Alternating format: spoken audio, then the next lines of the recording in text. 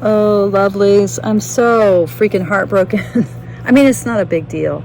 I just spent hours today working on a new video about Barbara Moore's wonderful Good Fortune Tarot, talking about the impulses behind this deck, the way in which her reading of the Justice card in the Marseille Tarot is just so brilliant.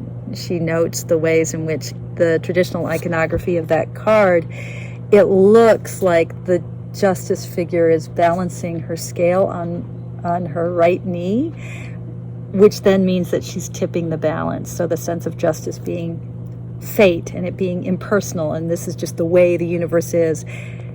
Her sense from the Marseille iconography is that the tarot, a good tarot deck, a loving tarot deck, can really tip things in your favor. And so I had this whole discussion of what Barbara Moore is doing in this deck, and the, like, Jessica Roux's wonderful artwork, and then I couldn't upload it, I couldn't save it. I record on my iPad, and I'm running out of room, and all of my techno, weaknesses coming to the fore. And so I was emptying space on my iPad so that I could save the video, so then I could upload it to YouTube. And I deleted parts of the video accidentally, and now I still haven't saved it, and I still haven't been able to upload it. Anyway, it got butchered. This that you're about to see is what remains, beginning with me talking about the guidebook a little bit, but not me doing justice to Barbara Moore's wonderful deck. Test drive the tarot. This test drive, there were some crash dummies involved. Okay, onward. And that sort of sense of a linen finish. The book isn't linen, but it has that soft touch, and it has really lovely edging. One of the things I'll say about the book is often I feel like books in tarot sets are not made for reading, that the way the pages are laid in, when we try to read them and we sort of open them up, we crack the spine and pages fall out. This book is really nice to read. It opens easily. It feels like a good paperback. The pages are glossy with beautiful color reproductions of, I think, all the cards. Yeah, full page. I mean, just gorgeous. It's a book that's meant to read. And it's a book that kind of repays the reading because Barbara Moore's discussion is so smart. Each of the card meanings, they're all, a good page and a half. They all have 3 chunky paragraphs. They all cover 3 aspects of the reading. They cover a reading of fate, like, okay, this is what the card is bringing forward archetypally about this moment and how it leans into the future. And then there's the good fortune reading. So, like, where can we find that spark of luck in the card? And then there's a reversal of fortune reading for if you want to read reversals using Barbara Moore's intentions. So, a little crash test dummy interlude in the middle of my Test Drive the Tarot episode. Now, among the things that I deleted in my earlier video was my discussion of the definitions that Barbara Moore puts at the beginning of this fabulous book in her fabulous tarot deck, Good Fortune Tarot. She defines free will, fate, destiny, and fortune. And really the heart of this tarot deck lies in those definitions. She says, look, free will is the idea of the ability for us to do as we choose, but we're always bumping up against fate, which sometimes people call chance. Fate or chance is what happens to us. It's everything we didn't choose, she writes, such as the earthly circumstances and heavenly stars under which we were born, random occurrences, and sly machinations of trickster gods. Some, she says, would also categorize those events as chance. And here she says something wonderful. She says, chance is the muggle cousin to fate. Chance is the muggle cousin to fate. Chance is mundane, fate is magical. But we don't always know which is which until we tell the story of our destiny. Destiny is what we came here to do. Destiny is the idea that our lives are arcing towards some destination. It's that calling from beyond. Destiny is huge. It's out there. It pulls us, right? Fate is what happens to us. Our free will is somehow like stuck in the middle here, and that's where fortune comes in for Barbara Moore. Fortune are those little sparks of good luck. When that little nudging, like where the universe, like the justice card, where the figure nudges with her knee and tilts the balance in our favor. And Barbara Moore's point with this fabulous deck is that a good tarot deck, a loving tarot deck, can help us tilt the universe in our favor, can help us find the magic spark in the middle of what seems to be the machinations of fate, right? And now back to our test drive, already in progress. I am not going to do a real careful walkthrough. You can already find several of those on YouTube, but I did want to just show a little bit of the cards and give a sense. You know, cardstock is not perfect. You know me, I'm like completely cardstock snob, but it's not bad. It's got a pretty good snap. You know, pretty good snap. It's got a nice linen touch to it.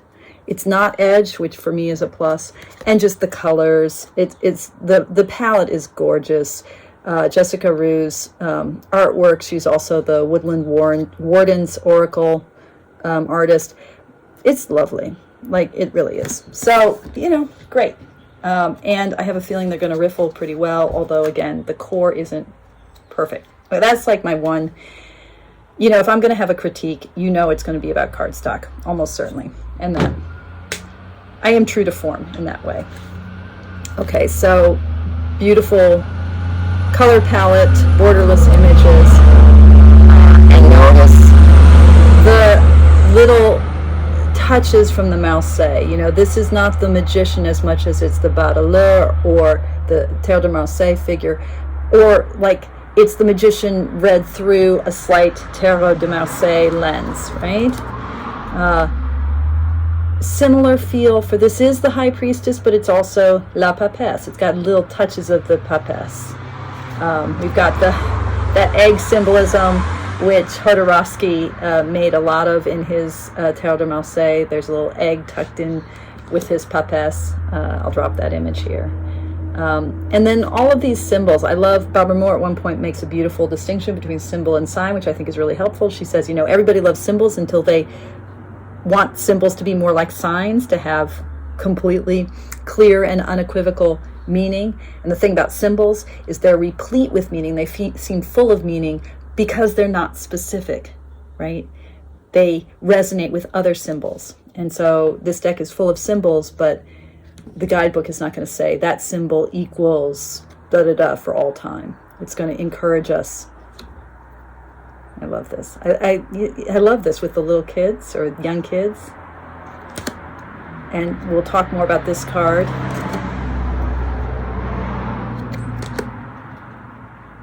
It's sort of, it reminds me, some of this reminds me a little bit, this is a weird association, but maybe some of you will get it. Like, this is very, it's its own style, but it has like a little touch of Maurice Sendak in terms of illustration. And the same way that Maurice Sendak isn't exactly, I mean, he's cute. His artwork is cute in certain ways, but it's also a little fierce. So I think Jessica Roux has a little bit of that. It's like Anna Kay, I think, very similar. And we'll talk more about Justice. I love this dancing death card, which again, that, you know, there is that kind of drawing from the Tarot de Marseille. Temperance. This devil. With those rooted feet. The Tower, which has a little bit of Maison de Dieu, Marseille energy. Oh, it's beautiful. Oh, I love it. We've got the horse. We don't have baby. We don't have creepy baby. Yeah. Oh, interesting. Okay. And we've got the egg back with the world. And look at the bees. Ah, gorgeous.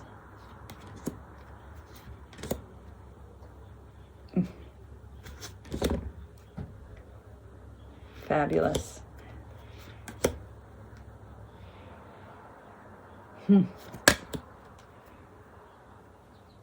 Wow. The kind of dragon heads and the dragonflies. Interesting. Yeah, there's a lot in this deck.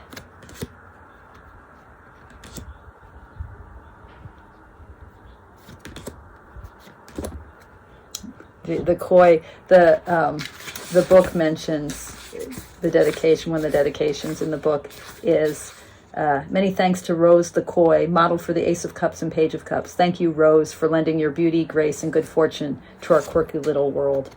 I love the idea that there's a dedication here to the koi, to a specific fish. That's wonderful. Wow. Yeah. Just joyous. I mean, very. It's a deck that manages to represent a lot of different types of humans, ages, bodies, colors, walks of life, but it does so just without making a fuss about it. This Page of Cups is fantastic. Now look at that queen.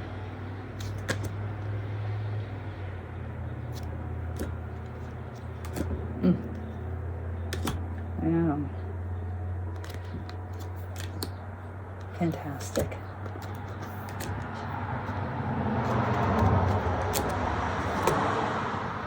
I like that the Seven of Swords.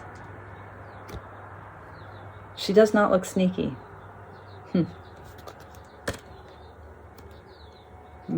Crown at her foot. Yeah. Oh. A lot of crowns here. I think I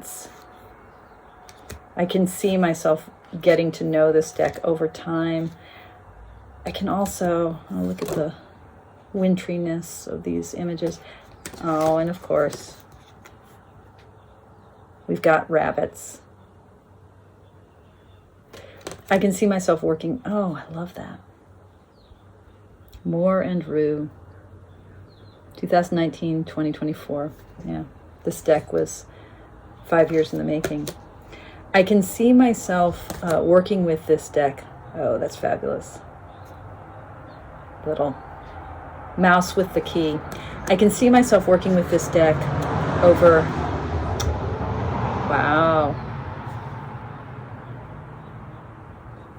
over a long period of time, and really getting to know some of the recurring symbols, a little bit like Laureen Music's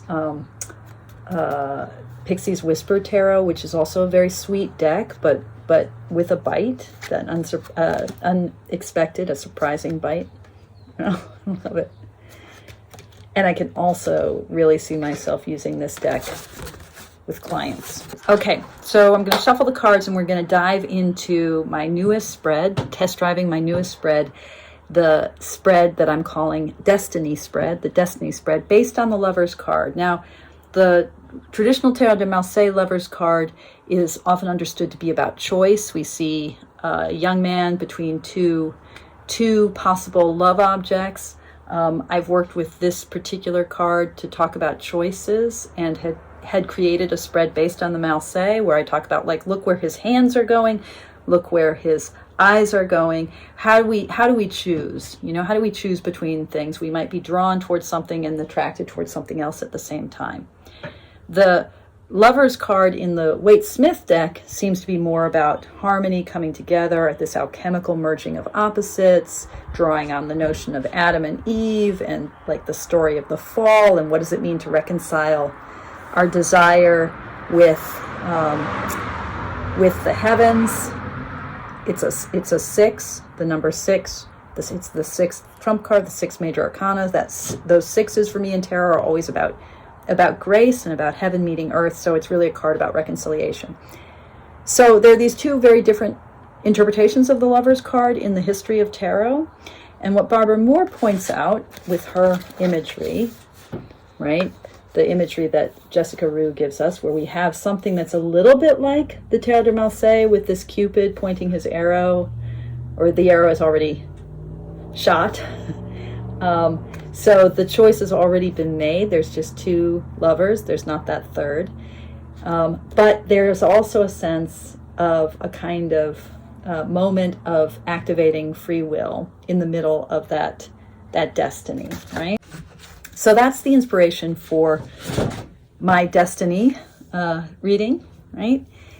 Where I'm going to be looking at 7 positions, okay?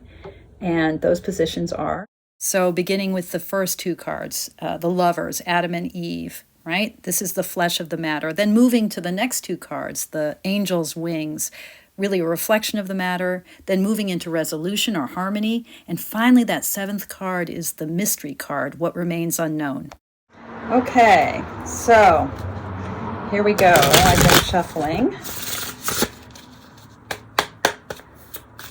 The cards are very nice to handle. Pretty good riffle shuffle too. Nice and flexy. Pretty good snap.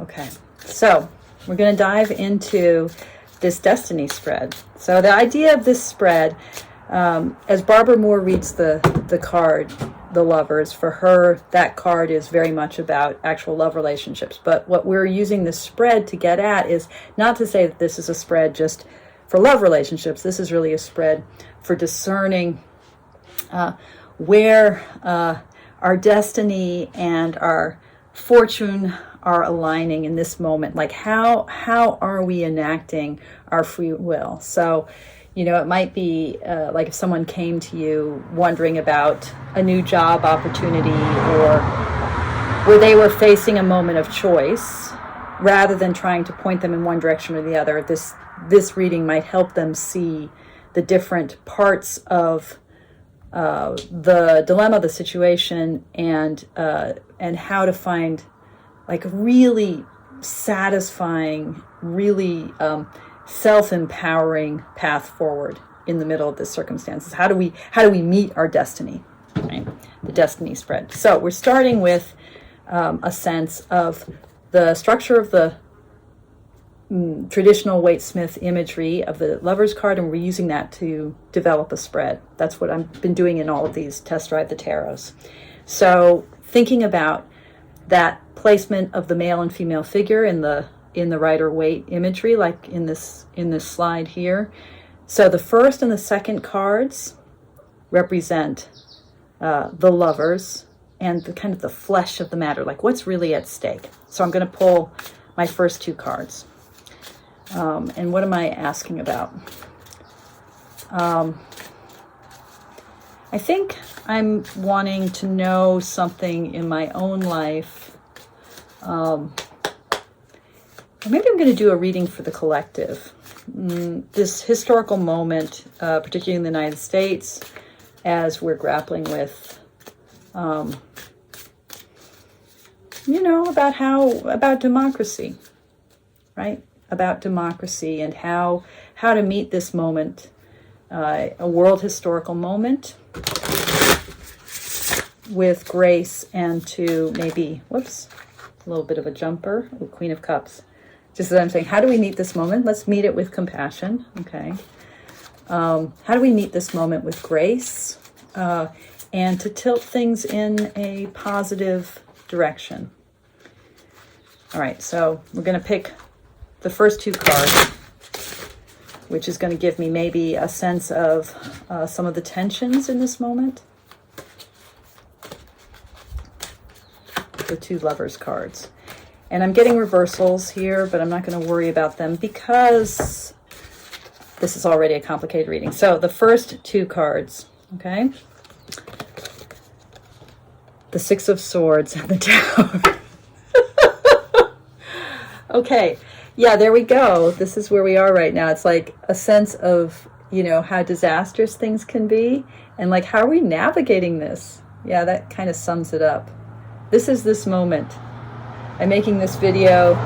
The Republican National Convention ended here yesterday. You know, President Biden is widely expected to relinquish his nomination, give his support to Kamala Harris in all likelihood. But this, yeah, we're pitching toward the ground. I mean, the Tower is all about finding grace in calamity. It's the kind of analog in the second decade of the major arcana to the Lovers in the first. So the Tower and the Six of Swords. How do we navigate towards smooth waters? Okay. The next two cards. I have to say, I love this. I love the Six of Swords, you know? And I love the little mice that appear, I think, just in the suit of swords. Yeah. Okay. 3 and 4. Now these two cards correspond to the outstretched wings of the angel, or the angel's outstretched arms, that sense of the angel's embrace. Okay. So this is a reflection, kind of a heavenly reflection of this boots on the ground, Six of Swords Tower moment. So what's the reflection of that?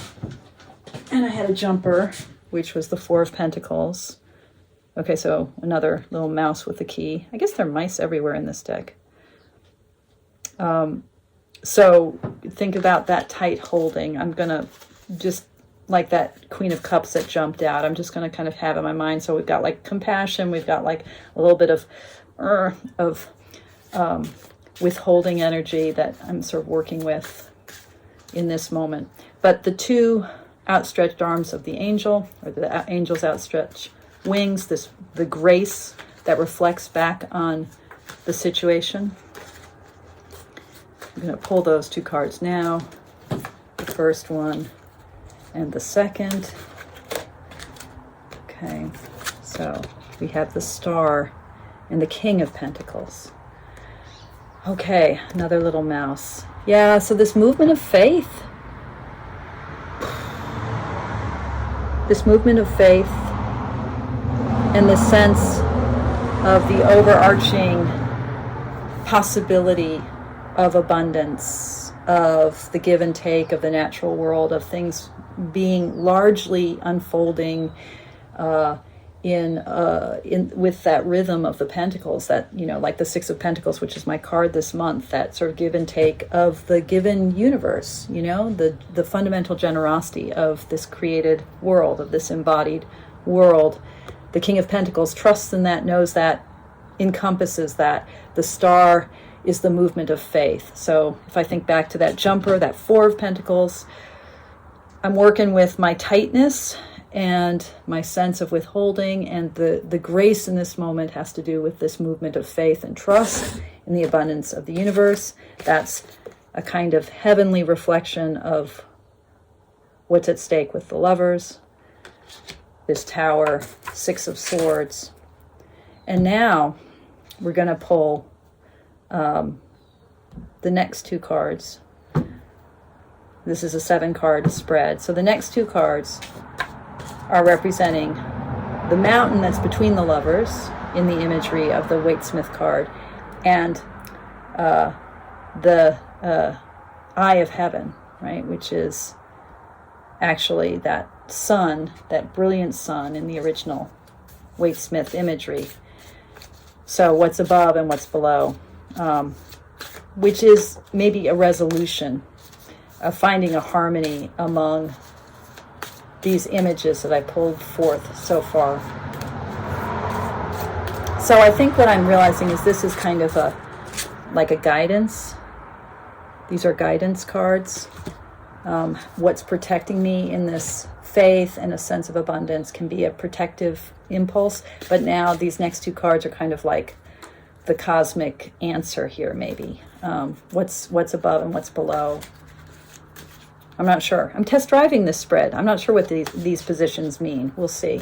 Okay, so the 5th card and the 6th card. Okay, and we have the Wheel of Fortune. Yeah, so things are turning. This is actually about fate. And the Knight of Pentacles. Yeah. So a kind of steadfastness in this momentous moment of fate. What does Barbara Moore say about the wheel? Let's just, since this is the Good Fortune Tarot, when this card shows up, we are almost drowning in luck and have no need to generate more. As we enjoy the view from the top, let's consider what happens when the wheel eventually turns. Change is inevitable, and eventually we all encounter a phase of bad luck. Okay. So for Barbara Moore, she says, several cards contain remarkable levels of fortune and even the ability to elevate any existing energy. The Wheel of Fortune proclaims extraordinary quantities of luck and only the very highest quality. So for her, this is a card that's about luck and this moment being auspicious. But the wheel will turn. Good luck is inextricably, I'm being beset by flies here. Good luck is inextricably bound to what we see as bad luck. But it's a moment that is a turning point. And being steadfast in that, yeah, this Knight of Pentacles. There's one last card to draw, and that is the card that corresponds with the iconography of the clouds, which is, I think, what is unknown in this moment. What is unknown. So I'm seeing in the cards that this importance of faith, this sense of a tower moment, of us looking for a path toward smooth waters, a sense that this is a turning point and that it's a good turning point, but that is a reminder that what goes up must come down and the steadfastness that we need through that, but also just to be that steadfast Knight of Pentacles. So now what's not seen in here? So pulling a card, what don't I see yet that I need to become more aware of in this moment? Again, this is a reading for all of the collective about our current, the flies attack me, our current moment on this planet as, questions of democracy and autocracy and freedom and, are we moving one step forward, 10 steps backwards? Like, just how intense and rocky and hopeful, I think about France, right now, sort of a sense of like hope of we can turn things, and then also a need to be steadfast. What do we need to see that is a little bit murky or unknown right now? And the answer is strength. And again, I'm just not reading reversals right now because it's too complicated. I don't like, But Barbara Moore does give us readings of the reversed meanings for each of these cards if we want to use those meanings. Yeah, vulnerability and fearlessness. That's the unknown quality perhaps to court in all of this, the thing to lean my heart toward. How do I manifest strength? I've been talking about this card a lot in the past few days, and I've been talking about it particularly in terms of the fearlessness that's needed right now, which is a fearlessness is not the absence of fear, but it's the willingness to step forward even though we are afraid. So that's what's carried in the clouds. Whew. Test drive the tarot, the destiny spread, looking at how we find agency and freedom in the middle of what is coming our way, coming down the pike.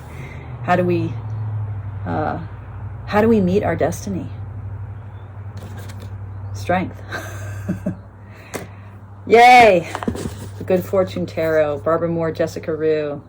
Lovely deck. Okay. Thanks, guys. Thanks so much for your practice. Thanks for watching. Take good care. Toodles.